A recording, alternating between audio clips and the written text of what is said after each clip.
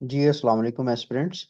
आज की इस वीडियो के अंदर हम डिस्कस करेंगे 20 जुलाई 2025 को होने वाला assistant director airport security forces का पेपर, उसके मैथमेटिक्स के पोर्शन को। पहला सवाल था कि 15 इज व्हाट परसेंट ऑफ 60। 15 को परसेंटेज ऑफ 60 के अंदर लिखिए। तो परसेंटेज का फार्मूला हमारे पास क्या होता है? Percentage is equal to observed value divided by total, divided by total multiply by 100। इस फार्मूला के अंदर सिर्फ वैल्यूज को प्लेस करना है। वैल्यूज ये हैं कि ऑब्जर्व्ड वैल्यू 15 है, टोटल वैल्यू 60 है, multiply by 100।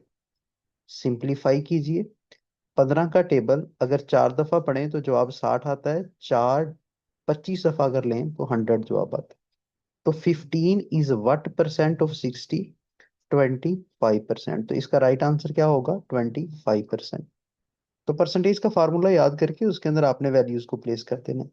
Next question statement देखते हैं। नेक्स्ट स्टेटमेंट के अंदर वो ये कह रहा था, ये भी परसेंटेज की ही स्टेटमेंट है। इफ एन एटम कॉस्ट, अगर एक एटम की जो कॉस्ट प्राइस है वो 180 हो, 180 हो, उसकी जो सोल्ड हुई, प्रॉफिट कितना हुआ? एक कमोडिटी आपने 180 रुपए की हमने खरीदी, उसके ऊपर प्रॉफिट जो है वो 20% है। तो इसकी सेल प्राइस निकालनी है। इसकी सेल प्राइस निकालनी। तो प्रॉफिट परसेंटेज का फार्मूला क्या होता है? Profit percentage is equal to sell price minus cost price. जब कीमतें जो फरोख्त है वो कीमतें खरीद से जायद होगी तो ही प्रॉफिट होगा ना। 100 जरब किसके साथ? 100 के साथ। सेल प्राइस हम लोगों ने फाइंड आउट करनी है। कॉस्ट प्राइस हमारे पास है 180, डिवाइडेड बाय 180, जरब 100। या जरब किसके साथ? 100 के साथ। प्रॉफिट परसेंटेज कितनी है? 20। तो एक मैथमेटिकल इक्वेशन बन के इसको सिंप्लीफाई कर देंगे। 10 को 10 से खत्म करते हैं। 2 का टेबल 5 दफा पढ़े, 2 का टेबल 9 दफा पढ़े। ये 9 दूसरी साइड पे आके मल्टीप्लाई हो जाएगा, तो 20 मल्टीप्लाई बाय 9, 180। 5 यहाँ पे डिवाइड होगा। तो 5 का टेबल अगर 3 दफा पढ़ा जाए तो 15 जवाब आता है। 6 दफा पढ़ा जाए तो आपके पास 30 जवाब आता है। Is equal to S P minus 180। S P sell price निकालनी है तो ये 180 दूसरी साइड पे जाके प्लस हो जाएगा। तो 36 plus 180 is equal to sell price. 180 plus 36 is equal to 216। तो सेल प्राइस उस कमोडिटी की कितनी आ गई? 216। प्रॉफिट परसेंटेज का फार्मूला याद रखिए। Profit percentage is equal to sell price minus cost price divided by cost price जरब 100। उसके अंदर वैल्यूज को प्लेस किया। तो हम सबसे आसान तरीका जो इस्तेमाल करते हैं वो ये है कि हम गिवन इंफॉर्मेशन को निकाल लेते हैं। इस स्टेटमेंट के अंदर वो क्या कह रहा है? इफ एन एटम, अगर एक एटम सोल्ड हो रही है, उसकी सेल प्राइस आपको दे दी गई। सेल प्राइस कितनी है? 2400। लॉस कितना हुआ? 20% का। तकरीबन मिलता जुलता क्वेश्चन है, लेकिन इसके अंदर एक टेक्निकलिटी है। तो हमने सीपी निकालनी, कॉस्ट प्राइस निकालनी। कॉस्ट प्राइस निकालनी। तो लॉस परसेंटेज का फार्मूला यहाँ पे लिखना पड़ेगा। लॉस परसेंटेज का फार्मूला होता है, वहां पे एसपी माइनस सीपी था, यहाँ पे सीपी माइनस एसपी होता है। जब कीमतें खरीद जो है वो कीमतें फरोख्त से बढ़ जाए, डिवाइडेड बाय सीपी जरब 100। कॉस्ट प्राइस में से सेल प्राइस को निकालिए, डिवाइड कीजिए कॉस्ट। अब यहाँ पे वैल्यूज लिखें तो कितने फीसद लॉस हुआ? 20%। कॉस्ट प्राइस हमने निकालनी है, सेल प्राइस 2400 है। डिवाइड किसके साथ करेंगे? कॉस्ट प्राइस के साथ। जरब किसके साथ देंगे? 100 के साथ। अब ये सीपी यहाँ पे आके क्या हो जाएगा? Multiply. 20 CP is equal to 100 को सीपी के साथ जरब दें तो 100 सीपी, माइनस 100 को 24 के साथ जरब दें तो 2 जीरो मजीद ऐड कर दें। न्यूमिरेटर न्यूमिरेटर के साथ मल्टीप्लाई होते हैं।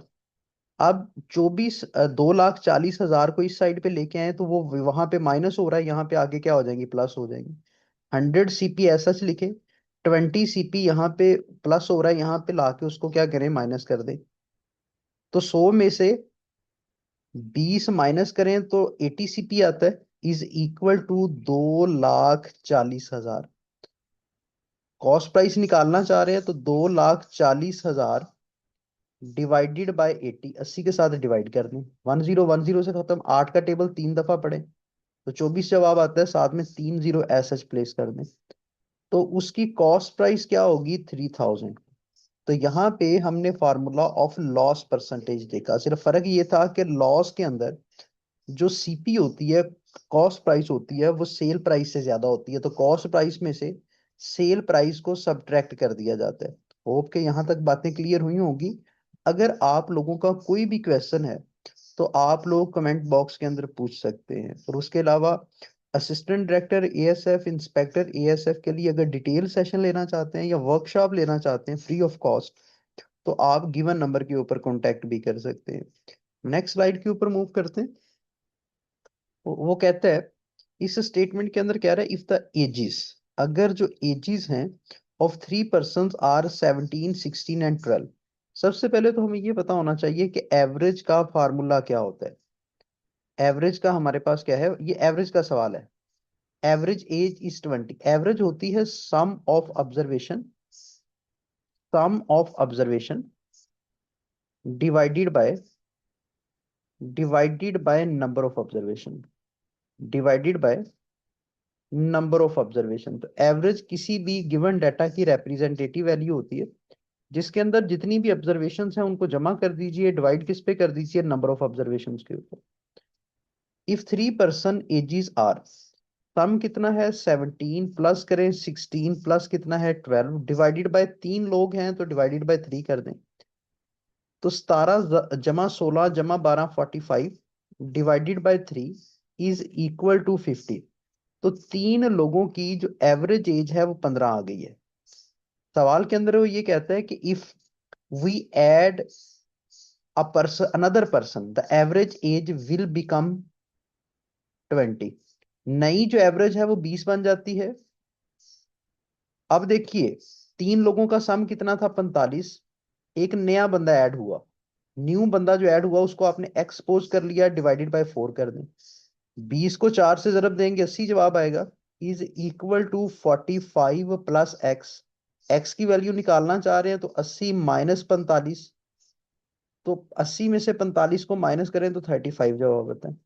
जो नया बंदा ऐड हुआ, जिसके ऐड होने की वजह से जो एवरेज थी वो 20 होगी, उसकी उम्र कितनी है, 35। उसकी उम्र कितनी है, 35। तो एवरेज का फार्मूला याद करके उसके अंदर वैल्यूज को प्लेस करें।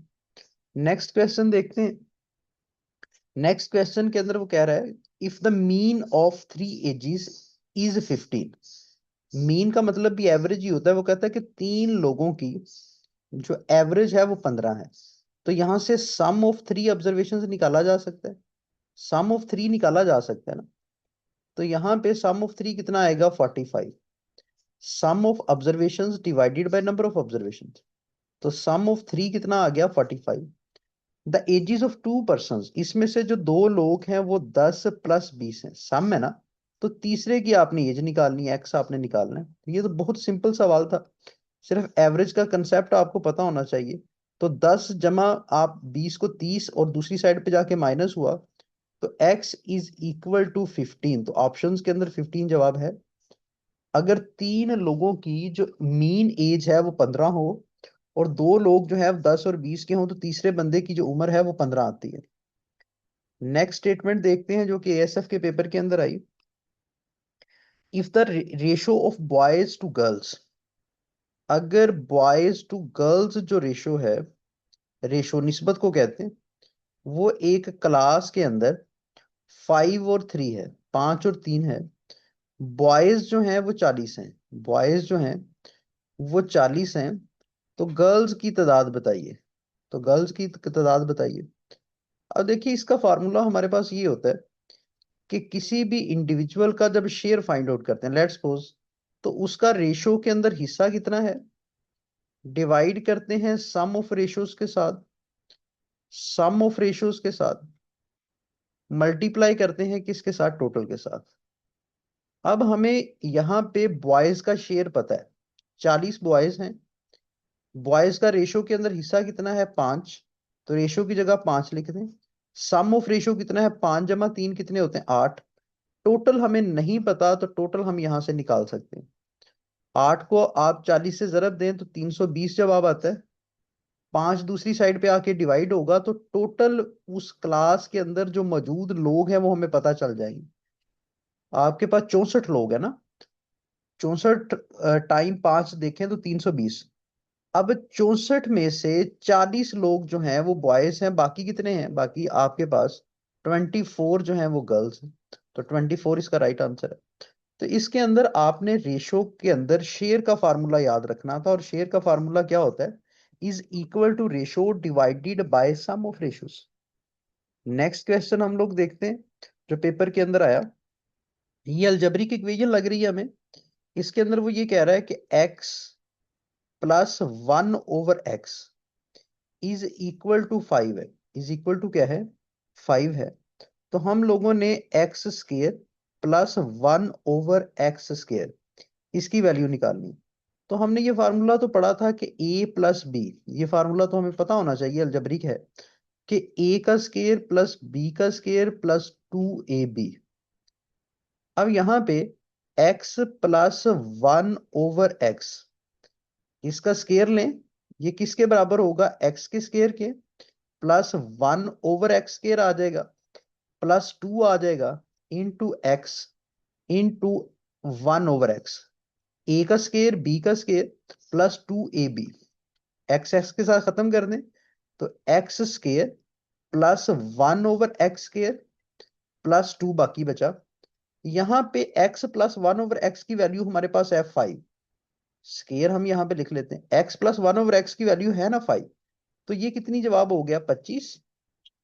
X square plus 1/x square हम लोगों ने निकालना है। तो ये जो 2 है ये दूसरी साइड पे जाके क्या होगा, माइनस नहीं हो जाएगा। तो 25 में से 2 माइनस कर दें तो 23 जवाब आते हैं। तो x square plus 1/x square की वैल्यू कितनी आ गई, 23। वन, ये फार्मूला याद रखिएगा, इसको आप लोगों ने बेहंगम तरीके से नहीं करना, आपने इस अलजबरिक फार्मूला का इस्तेमाल करना। ठीक है।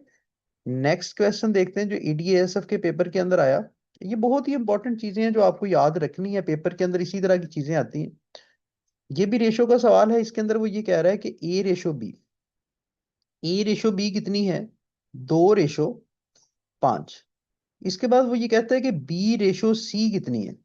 बी की रेशो कितनी है, हमारे पास 3 है, और सी की, इसको इस तरह से आपने लिख लेना है, A/B 2 और 5 है, B/C 3 और 7 है।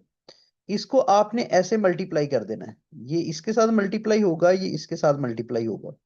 2 को 3 से मल्टीप्लाई करें तो ये 6 आता है, 5 को 3 से मल्टीप्लाई करें 15 आता है, और 7 को 5 से मल्टीप्लाई करें तो ये 35 आता है। सवाल ये था कि A/C निकालना है, तो A 6 आ गया, C आपके पास 35 आ गया, तो ये आंसर है। तो इसके अंदर जो कॉमन वेरिएबल है उसको सेंटर में लिखें, बाकी दोनों को साइडों पे लिखें, उनकी वैल्यूज नीचे लिख के उनको मल्टीप्लाई कर दें। नेक्स्ट हमारे पास इससे मुतल्लक जो सवाल है जो पेपर के अंदर आया, बड़ी सिंपल मल्टीप्लिकेशन थी, लेकिन जीरो देख के कुछ बच्चे कंफ्यूज हो गए। जीरो आपके पास, इसको हमने मल्टीप्लाई करना है 0.001 से।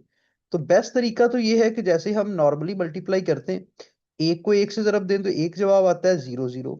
यहाँ पे मल्टीप्लाई अगेन 0 0 0। यहाँ पे आप डबल मल्टीप्लाई लगाएंगे 0 0 एंड 0। तीसरा आप यहाँ पे 3 मल्टीप्लाई लगाएंगे 0 0 एंड 0। मल्टीप्लाई कर रहे हैं ना आप 1 बाय 1, इसको आप जमा कर लें, यहाँ पे 1 आ गया, यहाँ पे 0, यहाँ पे 0 0 0 एंड 0। कितने राइट साइड पे कितने को बाद आप लोगों ने पॉइंट लगाना है, 5 के बाद, 3 और 2 5 के बाद लगाएंगे ना, तो इसका राइट आंसर कितना होगा, 0.0001। है कोई ऐसा, यस है। तो इसका राइट आंसर आपके मल्टीप्लिकेशन का ये सिंपल सा जो प्रिंसिपल है उसके मुताबिक आपने कर लिया। नेक्स्ट क्वेश्चन देखते हैं। The price of an atom decreased. एक एटम है, उसकी जो प्राइस है वो 500 से 400 आ गई है, मतलब कितनी डिक्रीज हुई, 100 रुपया। अब ओरिजिनल प्राइस कितनी है इसके अंदर, 500, क्योंकि 500 थी ना, 500 से वो 400 हुई है, ओरिजिनल प्राइस कितनी है, 500 है। डिक्रीज कितना आया, 100 का। तो व्हाट इज परसेंटेज डिक्रीज, तो परसेंटेज डिक्रीज का फार्मूला वही है जिस तरह हम लॉस निकालते हैं, कि कितना डिक्रीज आया, कितना कम हुआ, डिवाइड करते हैं ओरिजिनल वैल्यू के साथ, मल्टीप्लाई किसके साथ करते हैं? 100 के साथ। मल्टीप्लाई किया जाता है 100 के साथ, तो डिक्रीज कितना आया? 100 का। ओरिजिनल वैल्यू कितनी है? 500। जरब 100 के साथ देंगे तो डबल जीरो से खत्म, 5 का टेबल 2 दफा पढ़े तो उस कमोडिटी के अंदर जो 500 से 400 रुपए की होगी उसके अंदर 20% डिक्रीज आया। 20% डिक्रीज आया। तो यहाँ पे डिक्रीज का फार्मूला याद रखिए कि डिक्रीज कैसे निकाला जाता है। Percentage decrease is equal to decrease over original जरब हमारे पास क्या है? 100 है।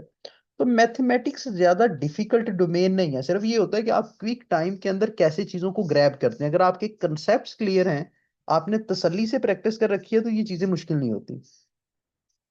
नेक्स्ट ये है सवाल जिसके अंदर वो बात ये कर रहा है कि अगर 16 आदमी, अगर 6 आदमी, तो इसके लिए आपने टेबल बनाना है। इसके लिए आपने क्या करना है? टेबल बनाना है। टेबल इस तरह से बनाना है कि 6 आदमी एक काम को कितने आवर्स के अंदर कंप्लीट करते हैं? 15 आवर्स के अंदर।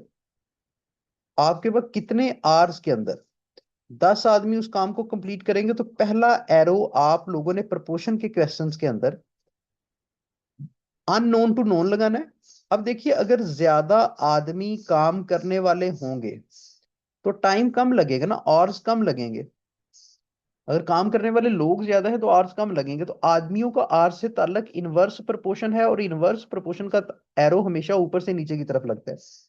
पहला एरो आपने लगाना है अननोन टू नोन, दूसरा एरो लगाना है कंपैरिजन चेक करके। अगर इनवर्स कंपैरिजन होगा तो ऊपर से नीचे की तरफ। इस बेस पे इक्वेशन बना लें, 6/10 जरब x/15। 6 ऊपर 10 नीचे आया, ये एरो ने बताया।